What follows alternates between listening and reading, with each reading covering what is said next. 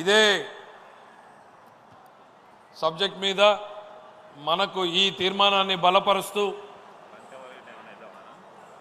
పదాలతోటి మనందరినీ ఆకట్టుకునేటువంటి ప్రసంగాలు చేసేటువంటి మన తెలంగాణ సోదరుడు శ్రీ నన్నూరి నర్సిరెడ్డి గారిని రావాల్సిందిగా ఆహ్వానిస్తున్నాం. గౌరవనీయులైనటువంటి సభాధ్యక్షులు,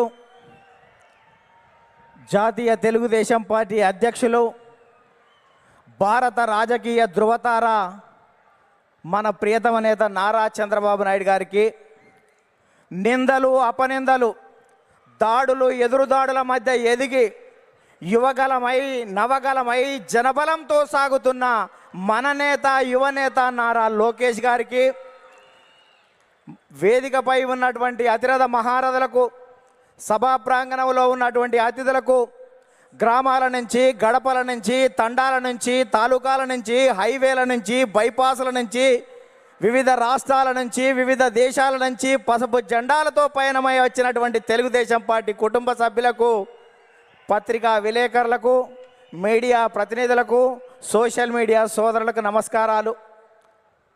అందుకనే చెట్టు మీద కూర్చున్నటువంటి పక్షి కొమ్మ బలాన్ని నమ్ముకోదు, రెక్కల బలాన్ని నమ్ముకుంటుంది. తెలుగుదేశం పార్టీ కార్యకర్తల బలగాన్ని నమ్ముకుంటుంది. కాబట్టి కార్యకర్తలే ఈ పార్టీకి ఇంధనం.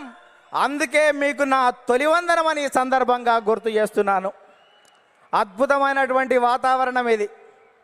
మొన్నటి వరకు ఒక రకంగా ఉండే, మా కాడ ముక్కోడు పోయిండు, మీ కాడ తిక్కోడు పోయిండు. ఇవాళ ముక్క ఆయనేమో లిఫ్ట్ ఇరిగేషన్, తిక్క ఆయనేమో ఆత్మలతోటి మాట్లాడేటువంటి పరిస్థితి ఏర్పడ్డది.